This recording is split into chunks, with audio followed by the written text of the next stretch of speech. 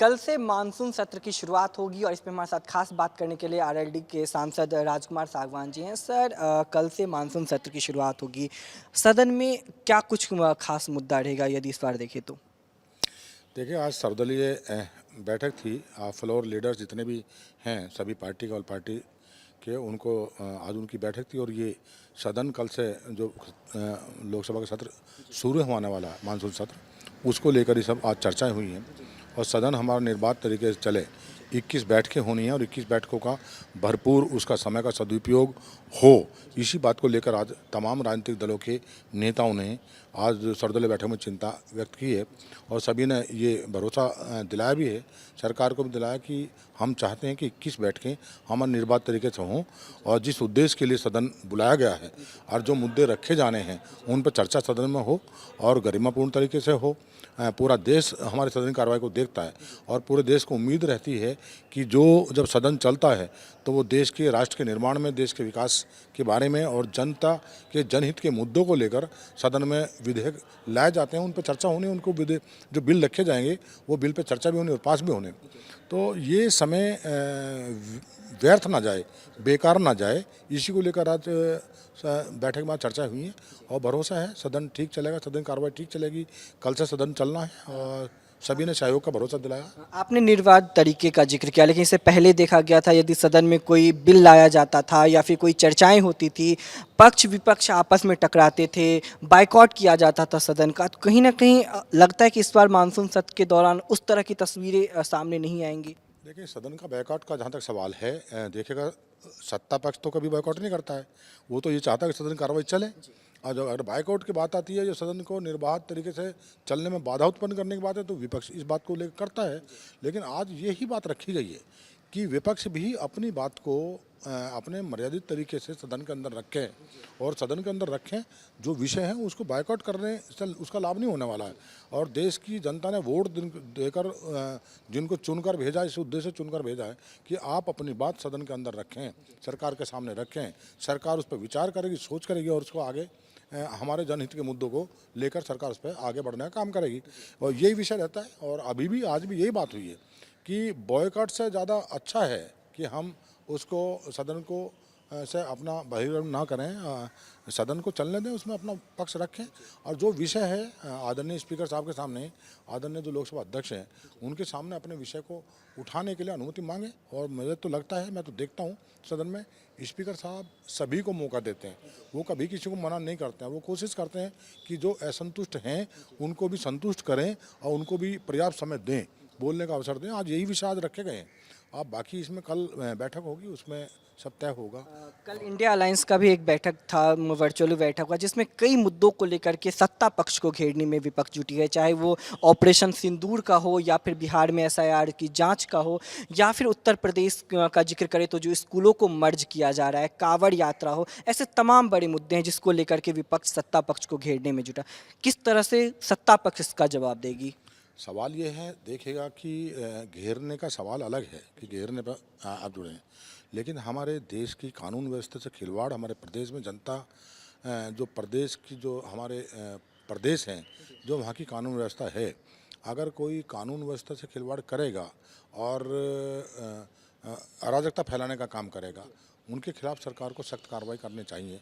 किसी को छूट नहीं होनी चाहिए कि वो ऐसा कोई काम करे, ऐसा कोई कृत्य करे कि जो हमारे ऐसे में तत्व हैं जो अमन चैन को ख़राब करने का काम करते हैं। सब चाहते हैं कि उनके खिलाफ सख्त कार्रवाई हो।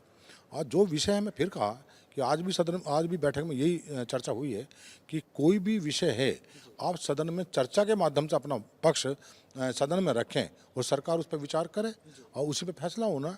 और अगर वो विषय रखा ही नहीं जाएगा, उस पर चर्चा ही नहीं होगी, तो उस पर फिर आगे कार्रवाई क्या होगी, सरकार कार्रवाई करेगी क्या? ये एक बड़ा गंभीर मुद्दा था और आज इसी पर चर्चा होती रही है।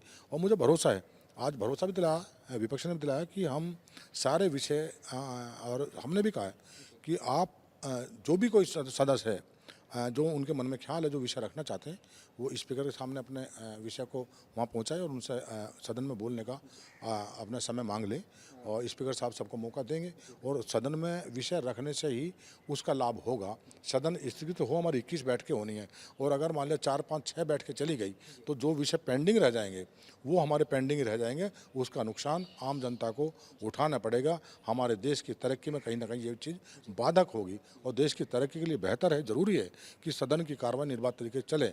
21 बैठकें हैं, 21 बैठकों में 1 घंटा 1 मिनट का सदुपयोग होना चाहिए, सदन के अंदर होना चाहिए। जो तमाम सम्मानित सदस्य हैं, जो विपक्ष भी है और पक्ष भी है, वो हर विषय को सदन के माध्यम से सरकार तक पहुंचाने का काम करें, ताकि सरकार उस पर आगे बढ़ने का काम करें। यही बात आज रखी गई है। एक आखिरी सवाल लेना चाहेंगे, आप उत्तर प्रदेश से आते हैं, उत्तर प्रदेश से आप चुने हुए सांसद हैं। इस वक्त सावन का महीना चल रहा है, कांवड़ यात्रा को लेकर के लगातार कई सवाल किए जा रहे हैं। आरोप लगाया जा रहा है कि जब ताजिया निकलता है तो उस पे डंडे चलाए जाते हैं, कांवड़ यात्रियों पे जो जाते हैं उन पे पुष्प वर्षा की जाती है। इसको आप किस तरह से देखेंगे?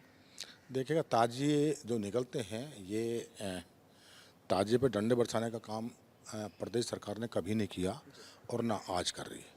लेकिन अगर ताजिए के नाम पर उसमें घुसे असामाजिक तत्व उन ताजियों को बदनाम करने की जो साजिश रचेंगे और ये कोशिश करेंगे कि कानून से खिलवाड़ करें और वो अराजकता फैलाने का काम करें, तो जो अराजक तत्व हैं उनके खिलाफ सरकार ने कड़ाई बरतने का ही ऐलान किया, उसका ही फैसला सरकार ने लिया है। और उसके बारे में आदरणीय मुख्यमंत्री ने कहा है कि कानून से खेलने का किसी को ना अधिकार है, ना उसको अनुमति दी जाएगी। अगर कोई कानून व्यवस्था खराब करने का काम करेगा, ताजिए की आड़ में करेगा या हमारी कांवड़ की आड़ में करेगा, तो अराजक तत्व कोई भी है, चाहे वो कांवड़ यात्रा से जुड़ा है या फिर हमारे ताजिए से जुड़ा है, उनके खिलाफ सरकार सख्त कार्रवाई करेगी। दोनों के बारे में आदरणीय मुख्यमंत्री जी ने कहा है, और मेरा मानना है कि सरकार को ऐसे में तत्वों के खिलाफ सख्ती से पेश आना भी चाहिए, उनके खिलाफ सख्त कार्रवाई होनी चाहिए। हमारा उत्तर प्रदेश कानून का राज वहाँ है, और आदरणीय मुख्यमंत्री जी ने कानून का राज स्थापित किया है। अराजक जो तत्व हैं उन पर जितना लगाम लगाने का काम आदरणीय योगी आदित्यनाथ जी ने किया है, मैं समझता हूँ पहले कभी नहीं हुआ। और यही पीड़ा है आज विपक्ष को कि कानून का राज क्यों है, वहाँ का जो वातावरण है हम कैसे उसको ख़राब करें।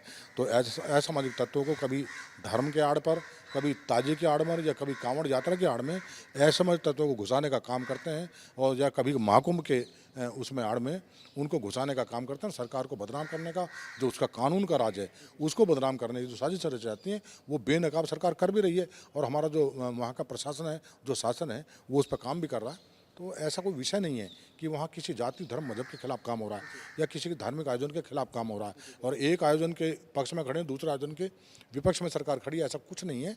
यहाँ सबका सम्मान है, वहाँ चाहे सिख है, ईसाई है, चाहे आपका कोई भी है, मतलब सभी हिंदू हो, मैंने सबके के जो धार्मिक आयोजन है उनके साथ सरकार खड़ी है और सबका सम्मान करती है। लेकिन असामाजिक तत्वों को वहाँ की कानून व्यवस्था से खिलवाड़ करने का, अराजकता फैलाने की छूट सरकार नहीं दे रही है। यही पीड़ा है कुछ लोगों को कि हम क्यों नहीं सफल हो पा रहे हैं। ये विषय जी बिल्कुल, ये हमारे साथ बात करने के लिए आरएलडी के सांसद राजकुमार सागवान थे। इनका साफ तौर पे कहना है कि सदन का जो सत्र है वो निर्बाध तरीके से चले, शांति से चले, जनता के मुद्दों को उसमें रखा जाए, और साथ ही उत्तर प्रदेश में किसी भी तरह का भेदभाव ना होता, चाहे वो ताजिया हो या फिर कांवड़ यात्रा हो। जो असामाजिक तत्व कानून व्यवस्था को बिगाड़ने की कोशिश करेगा उस पर सरकार सख्त से सख्त कार्रवाई करेगी। कैमरामैन सचिन के साथ दीपक झा, दिल्ली, भारत समाचार।